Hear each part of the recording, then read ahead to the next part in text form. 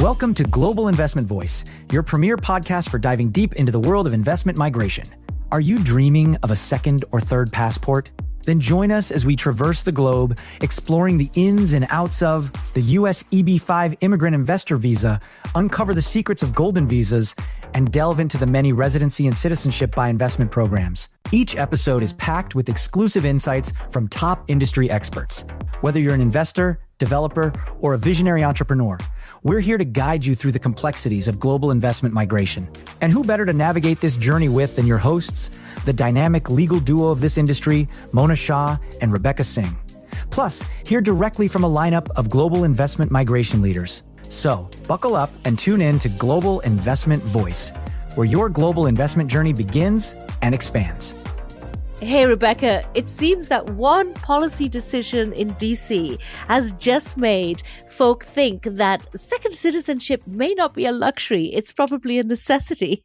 Well, Mona, I know there's a popular term going around called citizenship diversification. I like that. Yeah, I know. No longer portfolio investment diversification. We're talking about multiple passports. I think no longer the days can you get away with just, the American passport or even the British passport. It seems that having 2, 3 is the way to go these days.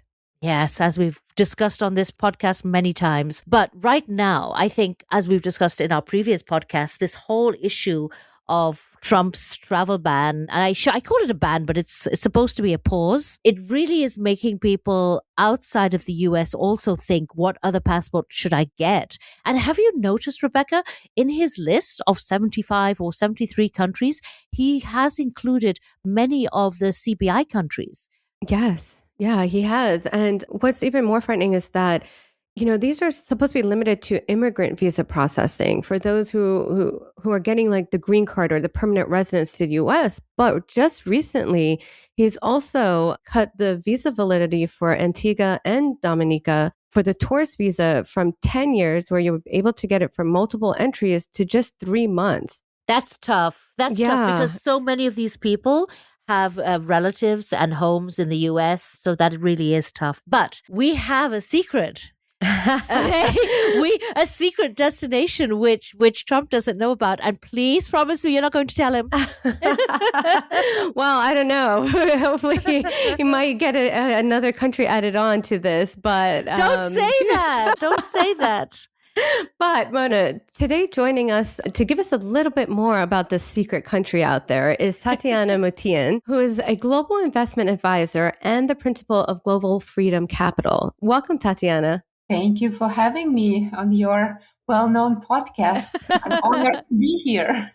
Thank you, Tatiana. So, a secret country. Are you going to tell us? What's the secret country? Oh, well, imagine it's a hidden jewel in the Atlantic Ocean, a southern island nation located off the west coast of Central Africa, near Gabon. And it is one of the smallest and most peaceful countries in the world. Wow. Are you willing to know the name? Tell us.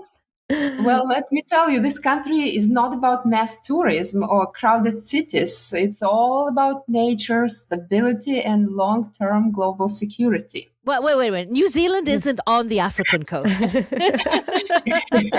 Yes, exactly. New Zealand is becoming more popular right now, but it's so far. We have a great country which is much more closer and still pristine. And it's called São Tomé and Príncipe. Well, São Tomé and Príncipe. That's a mouthful. Can we just say São Tomé? Oh, absolutely. São Tomé. Yeah. Oh, wow. It is a beautiful place. I think Rebecca and I heard about it the first time at one of the conferences last year. In fact, it just got the citizenship by investment status, right? Yes, the country just launched a new program and it's becoming so popular. It's like a hidden jewel, but I will tell you more. Well, how much? Because it sounds like New Zealand, but what was that? New Zealand was 4 million, Rebecca? Yeah, it was very expensive. Tell us how much. Well, let me tell you, it's under 100,000. It's only 90,000 donation to a great nation for the development of the country. That is so affordable. But Tatiana, what about people who are stateless? Would it accept them? Yes, the program is very flexible. When Caribbean programs started, they were also very flexible and the price was around 100,000. But look what is happening now. The price is almost doubled. The due diligence Yeah. is thorough. Mm-hmm. It's difficult. Sao Tome is still offering many opportunities, even for those who are stateless. Wow, I got to think this is a great secret here compared to the others. Mm-hmm. What is the processing time, Tatiana? Well, the processing is under 2 months. It's very fast. We will need only good copies of the documents. Some of the documents should be notarized. We will collect all the documents. We will do preliminary due diligence. We will immediately tell the investor if he is qualified to apply before we even onboard the investors. And then we collect the documents. We submit the documents to the government. And only after the government gives us a green light that they are willing to accept the investors' funds, only in that case, the investor will transfer the donation. So no risk at all. So what are some of the other requirements? Because the issue is with this, as we talked about with the CBI programs and Trump's travel ban or pause, is there any residency requirements? Like, what is the process? Do they have to go through any testing? How else can they qualify? Actually, everything is done remotely. The investors don't need to visit the island at all, even after they get the citizenship, unless they would like to, build emotional connection and visit the island. Otherwise, they don't have to travel and the passport will be delivered to them. I can imagine that small island probably couldn't handle so many people visiting them at the same time. But Rebecca, do you think that not having residency or not going there is going to be an issue later? Because that seems to be what the US government is looking at. Yes. I think it's the whole point of, are you developing ties to the country? And I think it's going to be the issue of, Tatiana, vetting. Is Sao Tome vetting the investors and giving citizenship? Because that was the issue with some of these CBI countries as well. Are you doing enough due diligence on each person? Oh, absolutely. We run a very thorough due diligence. We understand that European Commission is all against all these CBI programs. So when the program was launched, they took seriously all the European Commission requirements. And yes, they do thorough due diligence, but they do not require the residency yet. So as all the Caribbean countries, they are talking about the 30 days every 5 years residency, but the law is not accepted. Well, I did read one of the big things about the Sao Tome program is that they keep citizenship private. They do not publish the approvals, which is what a lot of people are looking for. And if you don't care about these issues, because right now it's not on any ban or any pause. I don't even know if the Trump administration knows where it is. But I had to look at the map, I had to say. But it could go the way of Vanuatu because, that's how Vanuatu started, no? You're right. When Vanuatu started, they had an access to Schengen and UK. And São Tomé, immediately when the investors are opting for São Tomé and Príncipe, they know that the passport is not about mobility. São Tomé and Príncipe passport does not give you a visa-free access to Schengen zone, neither to UK. So it will not be watched, I believe, as Vanuatu. So at this point, Vanuatu did lose the access to Schengen and UK. Yeah. But the price for Vanuatu stays the same, and you'll be surprised that this passport is still in high demand. Yes, it is. It is because, it is a passport at the end of the day. And there are people out there who do want to use multiple passports. With it being able to give you dual citizenship, then again, bringing it back to the 75 country ban, you're still allowed to come in on that other passport that's not on the ban. So that could work for anyone who's looking for that. It could. You could. And it also, Tatiana, it differs from other Caribbean programs because of its cost. I mean, most of the programs are €250, which right now with the dollar being so low, that's like about 300,000. But $90,000? Is that $90,000 or 90,000 euro? $90,000. Yeah. It's about 1 Bitcoin, right? A little bit more. And you'll be surprised, but this passport does give you an access to Singapore, visa-free access. That's a good one. That is a good one. I believe it also allows you some kind of pathway to Portugal's EU system. Yes, this is a big secret actually right now. And those people who would drive. Quiet. We don't want anybody to hear.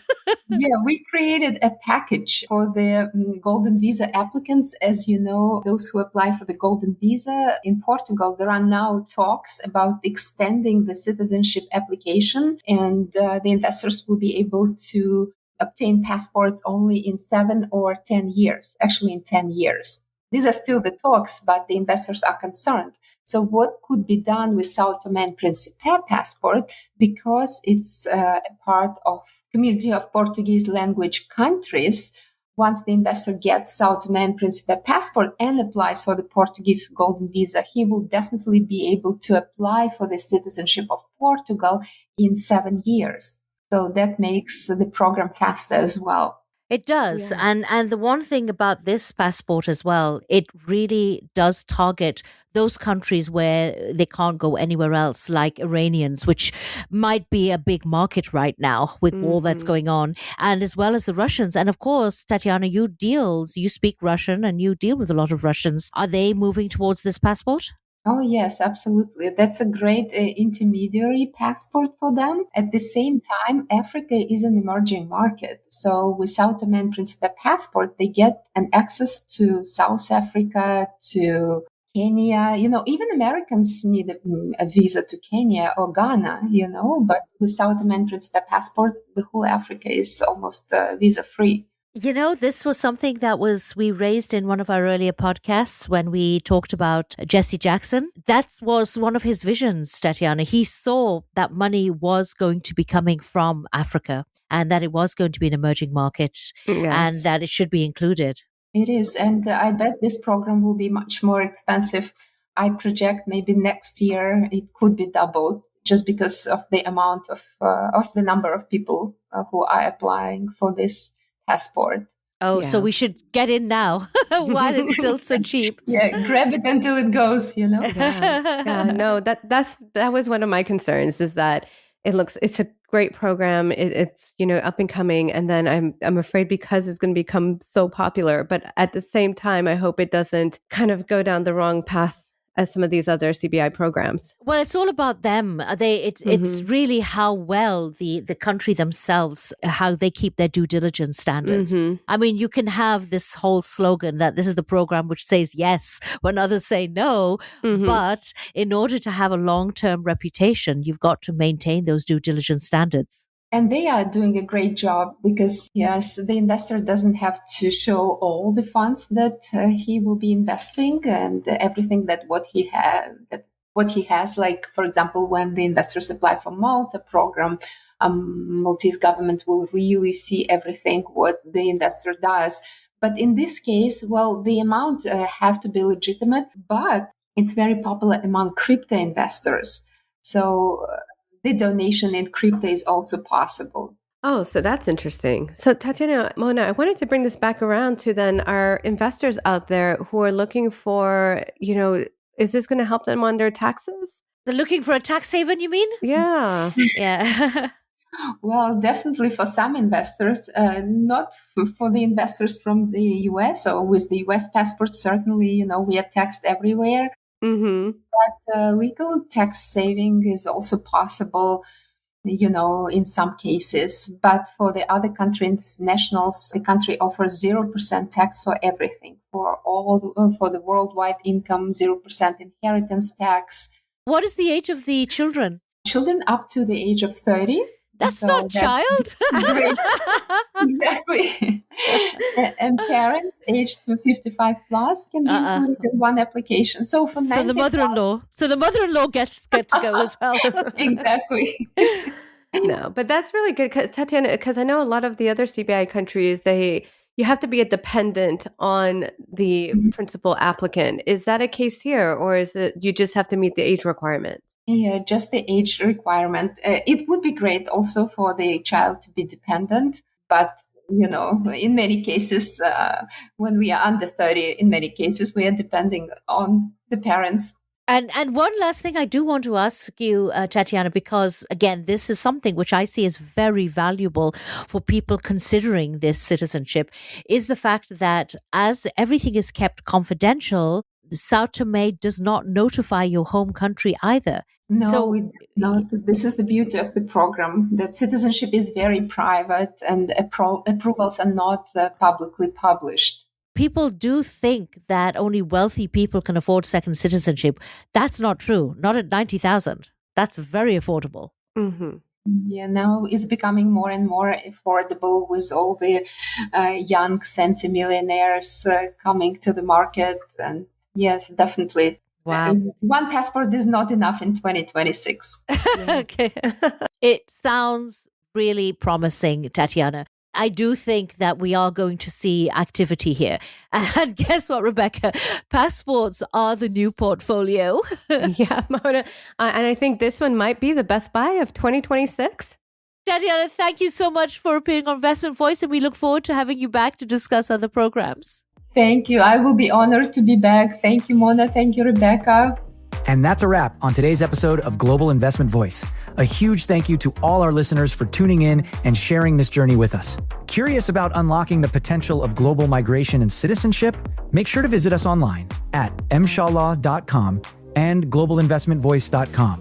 Dive into our extensive library of podcast episodes. Stay ahead with the latest in migration news by signing up for our insider newsletter. Don't forget to connect with us on social media. Find us on LinkedIn, Instagram, and Facebook to keep the conversation going. Remember, the insights shared in our podcast are for informational purposes only, so please seek tailored legal, financial, or investment advice where needed. Thanks again for listening, and until next time, keep investing smart and living well with Global Investment Voice. We'll see you on the next episode